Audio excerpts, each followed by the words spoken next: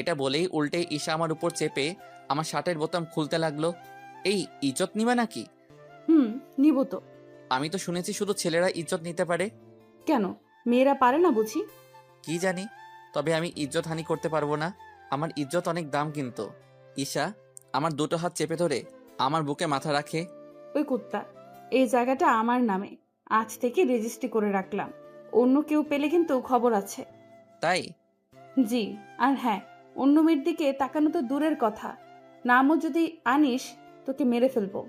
এই তুই তুকারি কেন? যা খুশি করব। আইসে যা খুশি করার, দাঁড়া দেখাচ্ছি মজা। আমি ঈশাকে আমার নিচে ফেলে আমি ওর পেটে হাত দিয়ে এই জায়গাটা আজ থেকে রেজিস্ট্রি করে রাখলাম। এই জায়গাটাতে আমাদের দুজনের ফসল উৎপাদিত হবে। কুত্তা, তোর মুখে বুঝি কিছুই আটকায় না? হুম, না। এই চলো না আজ একটু রোমান্স করি। পিচ্ছি পণ্ডিত আবার রোমান্টিক হবে আজ? তো সমস্যা কি? জি জনাব, সমস্যা আছে। কি সমস্যা? যদি কিছু হয়ে যায়? কি হবে? জানি না। কেন জানো না? আমি এবার ঈশাকে একটা কিস করলাম। ঈশা আমাকে ঝাপটে ধরে নিল যেন আমায় ওর বুকের সাথে আমায় পিষে মারতে চায়। আমি খালি গায়ে আছি, ঈশা ওর নখ দিয়ে আমাকে খামচে ধরেছে আর মাঝে মাঝে হেসে বলছে। কুত্তা, যদি ছেড়ে যাও না তোমার খবর আছে। আমিও মজা করে বললাম জমিতে চাষ করতে দাও, তাহলেই যাব না। ঈশা আবারও আমার বুকে কিল ঘুষি মারতে লাগলো। বাইরে এখনো ঝমঝম বৃষ্টি পড়ছে। ঈশা কেমন আস্তে আস্তে গরম হয়ে আসছে, আমায় আরো জোরে চেপে ধরেছে।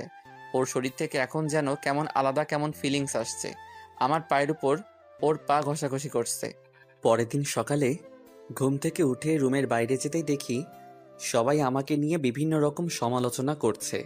আমাকে দেখে সবাই মুখ ঘুরিয়ে নিল, কেবলমাত্র আপু ছাড়া। আমি সবার কাছে গিয়ে, কি হয়েছে আম্মু? আব্বু আমার দিকে ঘৃণার চোখে তাকিয়ে রইল। আম্মুও কোনো জবাব দিল না। আমি আম্মুর হাতে হাত রেখে, আম্মু কি হয়েছে খুলে বলবে তো? কারোর কি কিছু হয়ে গেছে না কেউ মারা গেছে? তোমরা এইভাবে বসে আছো যে? এই কথা শুনতেই আম্মুর চোখ থেকে টপ টপ পানি পড়তে লাগলো। আব্বু ঘৃণায়, হ্যাঁ, তুই মারা গেছিস আমাদের মন থেকে। এই কথা শুনে আমার মাথায় বাজ পড়ে গেল।